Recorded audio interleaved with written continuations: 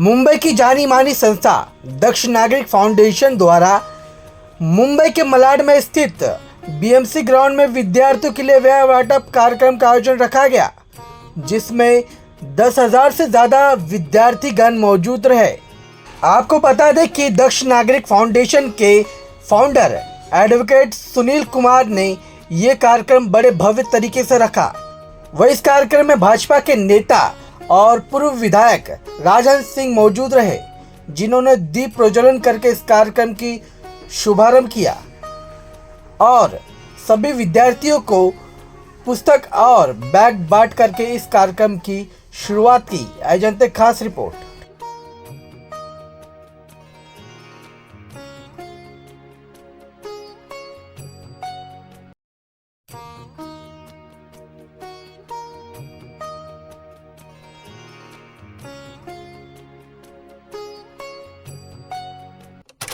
मैं आता हूँ, मेरी ऑफिस है यहाँ, काम करता हूँ यहाँ पर। मैं एमएलए हूँ, मेरा फंड भी मैं यहाँ पे इस्तेमाल करता हूँ। आगे रही बात दक्ष फाउंडेशन की, दक्ष फाउंडेशन संस्था बहुत अच्छा काम कर रही। जो मैं देख रहा हूँ, मैं दूसरे कार्यक्रम में आया हूँ। बेटी बचाओ बेटी पढ़ाओ का नारा लेकर, जो आदरणीय हमारे प्रधानमंत्री मोदी जी ने दिया है, उस नारे को लेकर चल रहे हैं। और छोटे छोटे हमारे भाई बहन छोटे बच्चे हैं, उनको कापी किताब ये सब देने का काम करते हैं, क्योंकि इस संस्था के जो अध्यक्ष हैं सुनील कुमार जी, वो खुद एक गरीबी से पढ़े लिखे पले हैं, तो उनको एहसास है गरीबी का।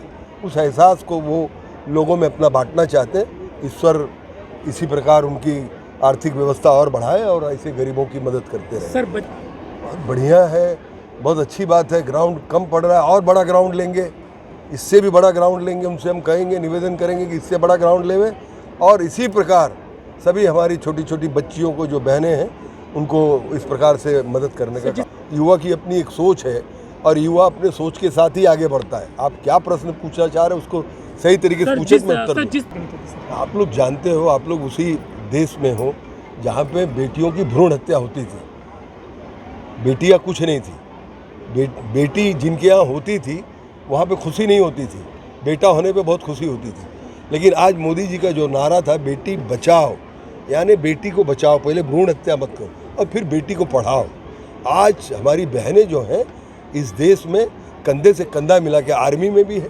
मोदी जी के राज में 10 सालों में आर्मी में भी हमारी बहनें हैं, बॉर्डर पे भी हमारी बहनें हैं, वो पायलट भी हमारी बहनें हैं, वकील भी हैं, आईएएस भी है, आईपीएस भी है, क्या नहीं है।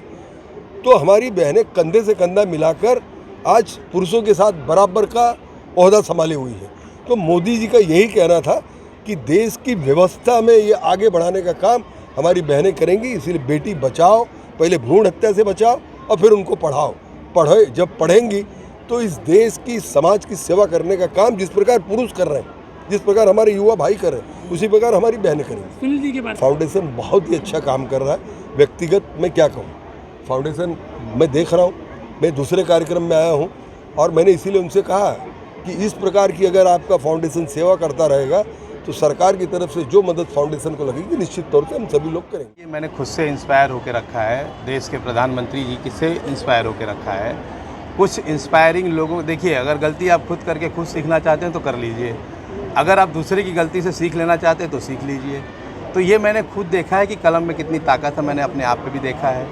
आप भारतीय संविधान में हैं, डेमोक्रेसी में हैं, आप डेमोक्रेसी देखिए, आप सबसे सर्वोच्च पदों पे देखिए, इस कलम ने ही वहाँ पहुँचाया है। ना उनका कोई बैकग्राउंड था और ना उनके पीछे कोई ताकत थी, ये कलम की ताकत थी, माँ सरस्वती थी, उसी के दम पे आज हम सब आगे बढ़ रहे हैं। और मैं बेटी पढ़ाओ बेटी बचाओ का मेरा जो सबसे बड़ा मोटिव ये है कि मैं खुद, इसका सबसे बड़ा दर्द ये है कि जिस वर्ग से मैं आया हूँ वहाँ पे एक प्रॉब्लम ऐसा होता है कि लोग बच्चियों को न पढ़ा के बेटों को पढ़ाते हैं और बच्चियों से काम कराते हैं।